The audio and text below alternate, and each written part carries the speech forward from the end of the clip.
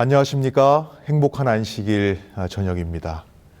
우리는 지난 두 번의 시간에 걸쳐서 산상설교의 장치들 그리고 심령의 가난에 대하여 살펴보았습니다. 2000여 년 전 이름도 알 수 없는 산상에서 선포된 설교, 그리고 가득 찬 기대를 가지고 있는 백성들을 향해 선포된 설교, 그 설교의 의미들을 더욱 잘 이해하기 위한 배경에 대하여 우리가 이야기를 나누었습니다. 지난 두 시간에서 우리는 두 가지 곧 하나님의 나라의 복의 개념과 그리고 그 복과의 관계를 설명드렸습니다. 복의 개념이라 함은 복이 나의 마음에서 시작된다는 것입니다. 이 개념은 당시 사람들, 아직 요즘 사람들 역시 당혹스럽게 만들기는 했지만 원래 이 개념이 신구약을 통틀어서 변화된 적은 단 한 번도 없었습니다.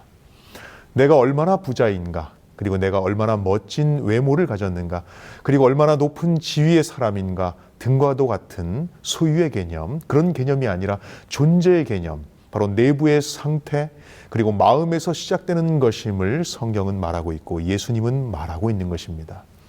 그건 나를 둘러싸이는 환경이나 조건을 뛰어넘는 복의 개념이었습니다. 부와 명예로부터, 환경으로부터 완전하게 자유로워지는 것, 그리고 마음의 평안, 그리고 요동하지 않음과 같은 그런 복과 연결시킨 것입니다. 그와 같은 신뢰들은 성경에 너무나도 많습니다. 풀무불에 들어갔던 다니엘의 세 친구들, 그리고 사자굴에 들어갔던 다니엘, 그리고 감옥 안에 있었던 바울, 고난 중에 눈물을 곱씹었던 요셉, 그들은 환경과 여건을 탓하지 않고 어떠한 형편에서든지 자족하기를 배웠던 인물들이었습니다. 두 번째, 우리는 8가지 복의 개념들이 서로 따로 떨어져 있는 개념이 아니라 다 연결되어 있을 뿐만 아니라 그것이 단계별로 이루어져가는 하나의 경험이라는 견해도 소개하였습니다. 심령의 가난함은 애통함으로 나아가게 되고, 애통함은 온유함으로 발전하게 되며, 온유함은 의에 줄이고 목마름으로 발전하며, 의에 줄임은 긍휼을 품게 하고, 긍휼을 품는 이들은 마음의 청결을 더 갈망하게 된다는 것이죠. 그리고 마지막으로 마음의 청결함은 화평함을 사랑하게 된다는 것입니다. 물론 다 동의할 수는 없지만 일리가 전혀 없는 것 같지는 않습니다. 아무튼 이 8가지 복의 개념이 다 연결되어 있는 듯이 보이기는 합니다. 마치 성령의 열매가 떨어져 있지 않듯이 사랑의 속성들이 다 구분될 수 없듯이 복의 조건들도 다 연결되어 있는 듯이 보입니다. 당시 예수님의 주변에 있었던 사람들, 그들의 기대는 산산조각 깨어지는 말씀으로 시작하셨습니다. 가난함을 말씀하셨어요. 복과 가난함은 참으로 어울리지 않는 조합이었습니다. 그리고 이어진 두 번째 말씀도 그들의 기대와는 너무나도 거리가 먼 것이었습니다. 오늘은 그 두 번째 복으로 애통하는 자의 복에 대하여 말씀드리겠습니다. 왜 예수님은 복의 조건으로 애통함을 말씀하셨을까요? 성경에서 우는 행위를 표현하는 단어는 3가지 정도가 있습니다. 루페오, 글라이오, 펜데오입니다.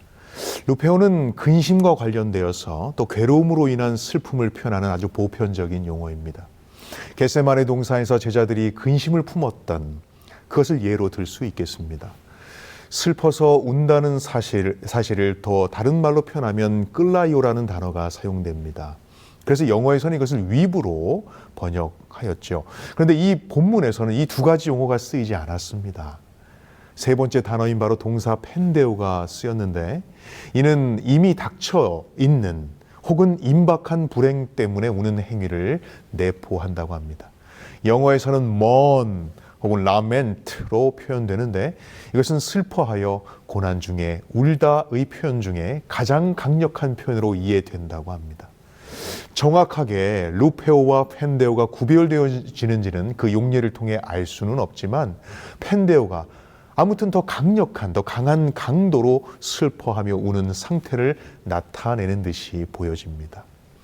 예수님께서 우는 것도, 그리고 가장 강한 강도로 우는 것을 표현하신 것을 의도하셨다면 왜 가장 강한 강도의 슬퍼함으로 이 두 번째 복을 설명하셨을까요? 사실 눈물을 흘리고 애통함에 처해 있는 자들은 사실 인생에서 실패한 상징적인 모습을 드러내고 있습니다. 세상은 실패자들이 웁니다. 그리고 그런 울음에 대하여 사람들은 동정합니다. 그러나 그런 처지가 되기를 아무도 바라지는 않습니다. 내가 그런 우는 자, 그리고 애통하는 자가 되기를 원하지 않는다는 말입니다. 그런데 예수님께서 애통하라고 말씀하셨습니다. 그리고 그것이 복의 조건이라고 말씀하신 것이지요. 애통함이 복의 조건이라는 말씀은 사실은 이중의 의미가 있었을 것입니다. 우선 진짜 고난과 시련으로 인해서 근심하여 애통하는 자들, 두 번째는 영적인 가난함으로 인하여 애통하는 자들을 말했을 것입니다. 그것은 바로 마태의 기술과 누가의 기술이 그것을 증명하는 듯이 보입니다. 마태는 가난함을 이야기할 때 심령이 가난한 자라고 구체적으로 표현했지만 누가는 너희 가난한 자라고 말함으로써 심령의 가난함이라고 특정하지 않았단 말입니다.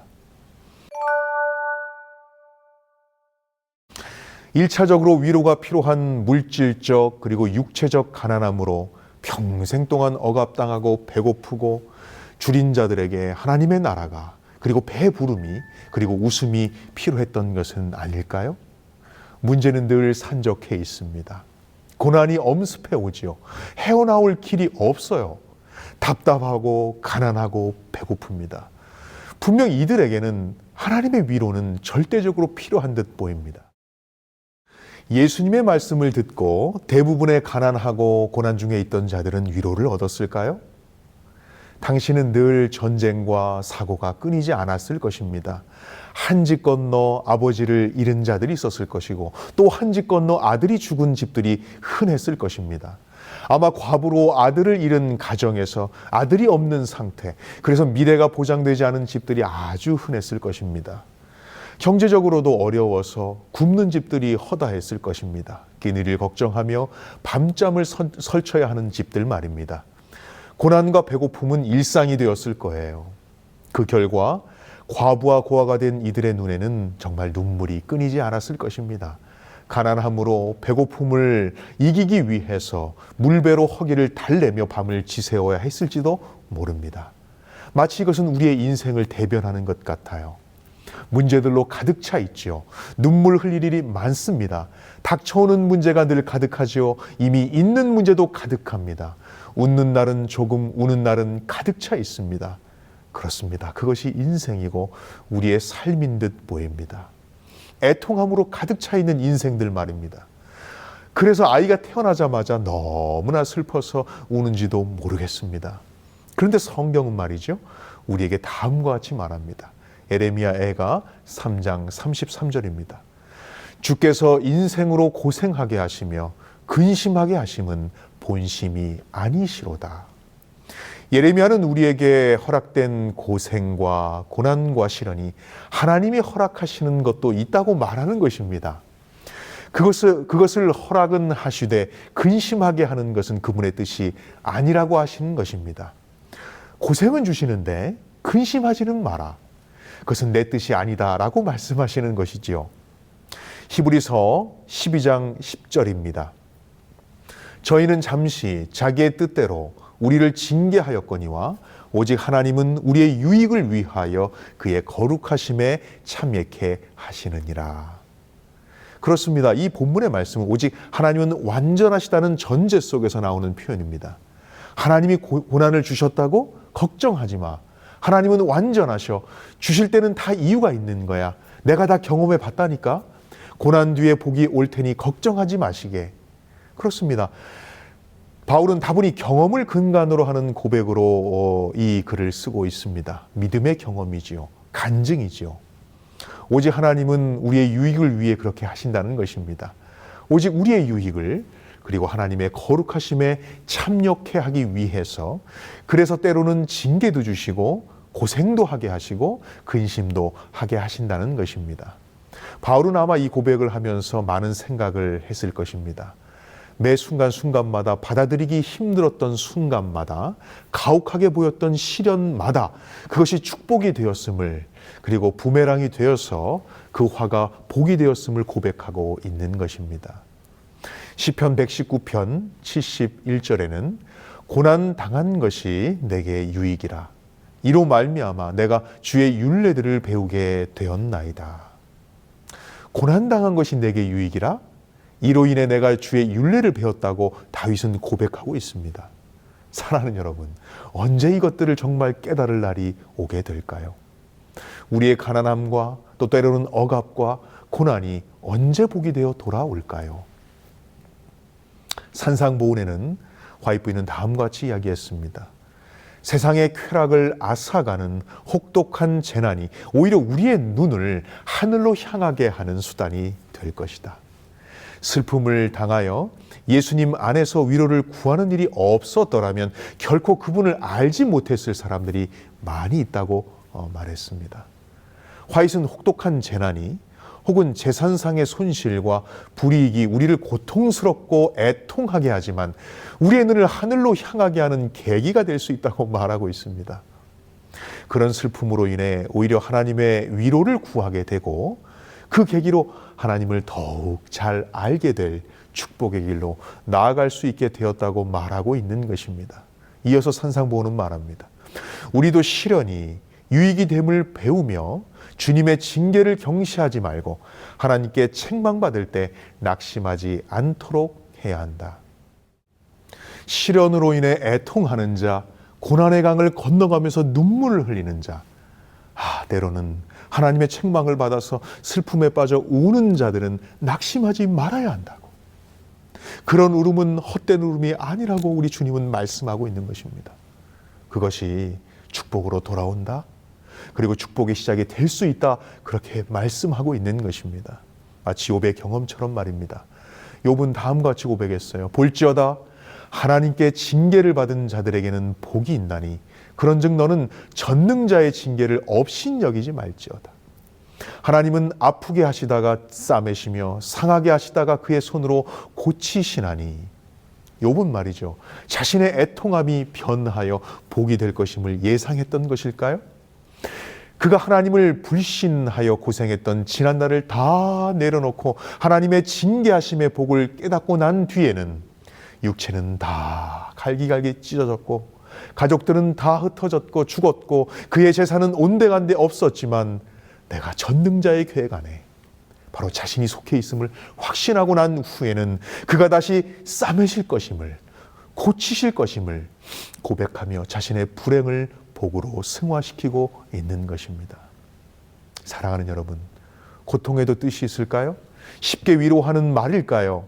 누군가 고통 중에 있는데 다 하나님의 뜻이 있을 거야 라고 위로하면 그렇게 얄미울 수 없다고 이야기했습니다. 맞는 말이긴 한데 공감은 되지 않는다고 간증하는 걸 제가 들은 적이 있습니다. 입에는 단내가 나고 피눈물이 나는데 다가와서는 위로한답시고 마치 욥의 새 친구 마냥 정답 같은 말들을 늘어놓는단 말입니다. 그러나 사랑하는 여러분,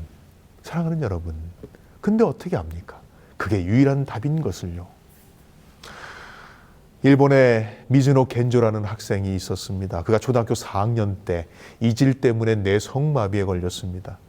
유일한 가족인 어머니는 소리를 듣고 눈꺼풀만 움직일 수 있는 겐조의 머리맡에 성경을 이렇게 펴놓고 일을 나갔습니다.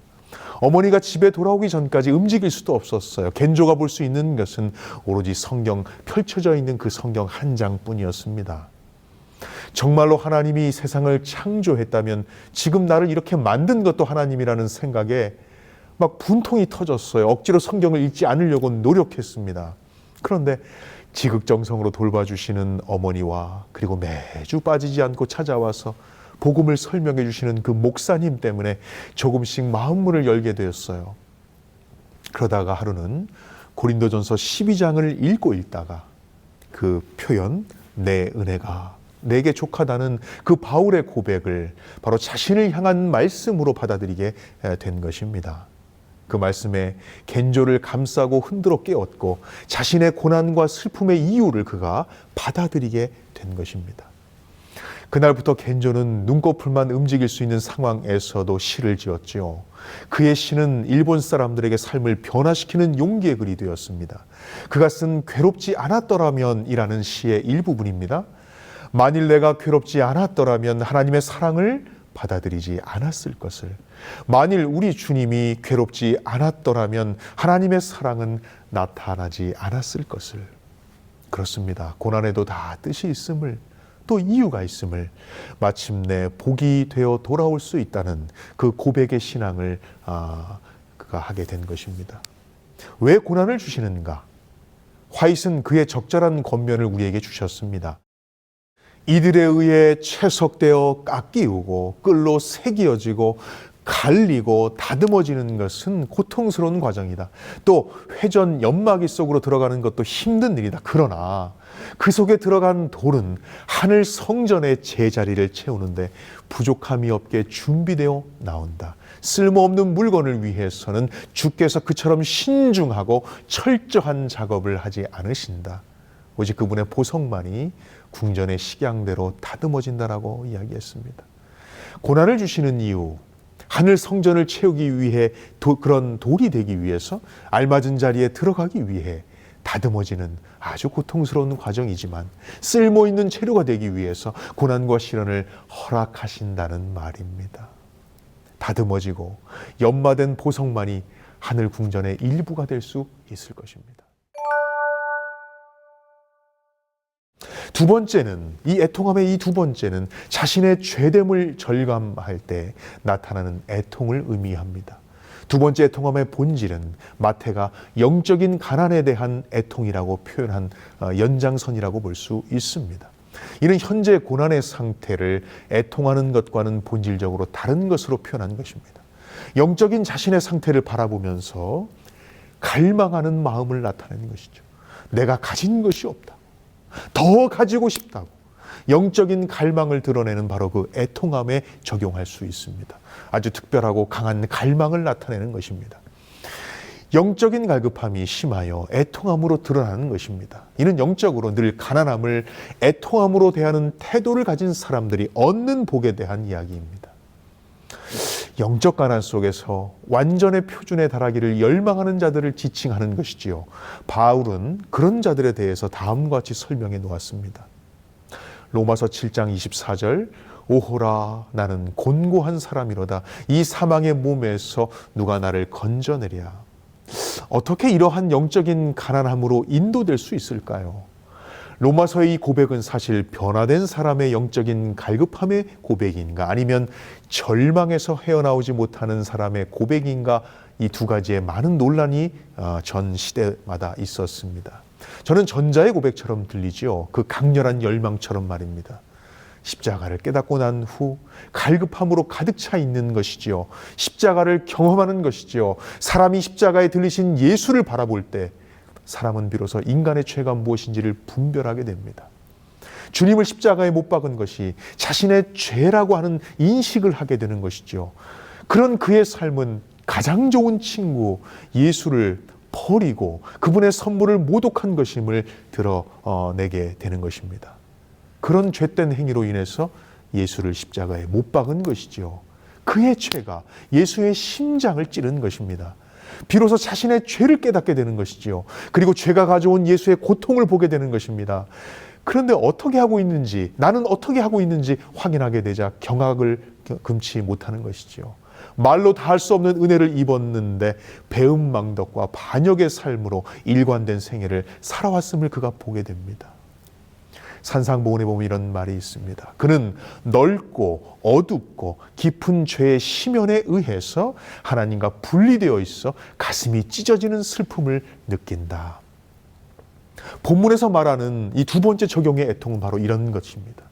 이런 애통함은 위로를 받게 된다는 것이죠. 진정한 회개를 통해서 십자가로 나아갈 짐을 내려놓는 축복을 얻게 되는 것입니다. 시편 34편 18절은 다음과 같이 말합니다. 여호와는 마음이 상한 자를 가까이 하시고 중심으로 통회하는 자를 구원하시는도다. 이런 애통함은 가지지 못해 불만을 가지면서 나타나는 슬픔이나 세속적인 것을 상실했을 때 슬퍼하는 것이나 하나님을 받아들이지 못하는 애통과는 구별되는 것입니다.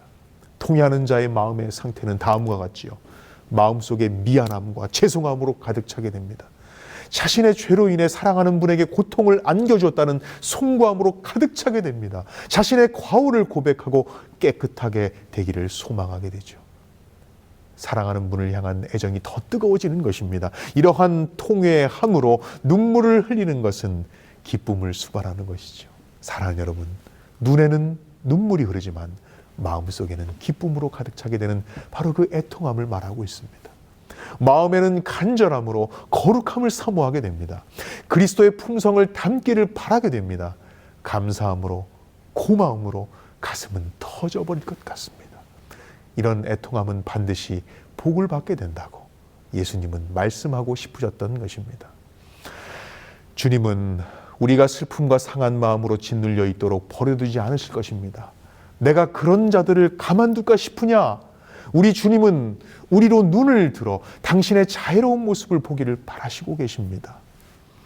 눈물로 앞이 가리워 당신을 알아보지 못하는 사람이 되지 않기를 바라십니다.